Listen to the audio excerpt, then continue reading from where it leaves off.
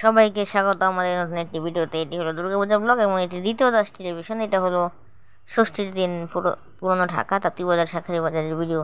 আমরা এখানে দেখতে পাচ্ছি মা দুর্গাকে। এটি শাঁখারী বাজার তাঁতিবাজারের অনেকগুলো যেহেতু পূজা হয়, প্রায় 20 থেকে 25টির মতো পূজা হয়, তো এগুলোর মধ্যে একটা।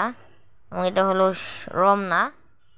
এই জায়গায় হয়তো আপনারা অনেকে সাউন্ড শুনতে পাবেন এই ভিডিওতে, বিকজ এখানে গান চলছিল, যা কপিরাইটের জন্যে আমি আসলে মিউজিকটা এখান থেকে যে ভিডিও যে মেন সাউন্ড সেটা আমি বাদ দিয়ে দিয়েছি, তাই এখানে আমি বসে দিচ্ছি। দেখতে পাচ্ছেন আপনারা হয়তো বা এই জায়গায় কিন্তু খুবই সুন্দর একটা পরিবেশ। এবং দেখতে পেরেছিলেন যে জলের মাঝখানে ছবি, মানে প্রতিমা,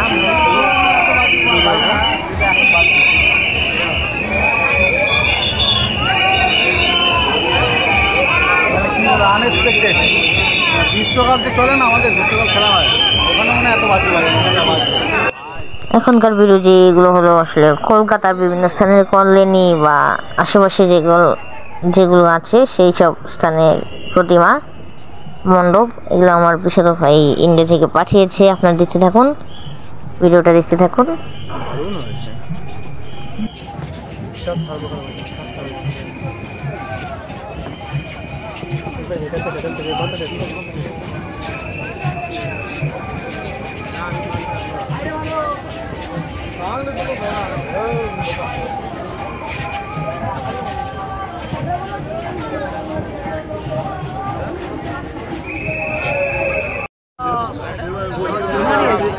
ভালো হেভি লাগছে।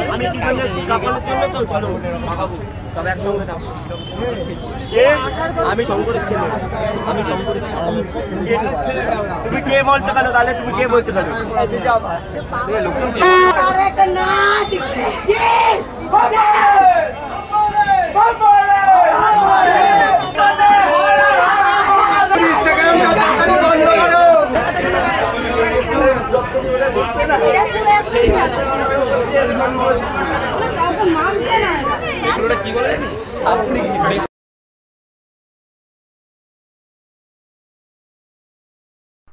তো এগুলো হলো আমাদের এলাকার পাতলা পানি খেয়ে যারা নেচেছে তাদের নাচের ভিডিও।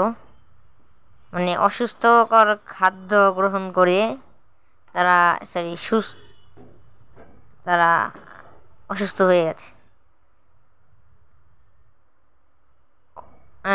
অস্বাস্থ্যকর খাবার খেয়ে অসুস্থ হয়ে গেছে, মানে তার মানসিকভাবে অসুস্থ হয়ে গেছে। এগুলোর কারণেই আসলে সমস্যা হয়, ধর্মীয় কারণে। এই সকল ডিজে গানে নাচা উচিত নয়, তবে এগুলো করা যায়, তবে এত আহামরিভাবে। তবে অবশ্যই এটা দিনের বেলায় এটা সমস্যা নেই, তবে রাতের বেলা যারা করে তাদের পক্ষে আমি নই। রাতের বেলা করে এটার পক্ষে আমি নেই, কারণ রাতের বেলা অনেক মানুষ ঘুমায়, তাদের ঘুমে সমস্যা হতে পারে। দিনের বেলা যতটুকু করা যায়, তবে সেটা মাত্রা অতিরিক্ত হয়ে গেলে আবার অনেক খারাপ।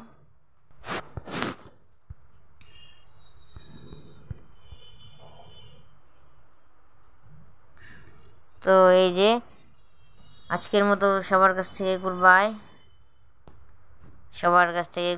Tata, see you, like, share, subscribe. এবং আবারও বলছি, লাইক, শেয়ার, সাবস্ক্রাইব। গুডবাই।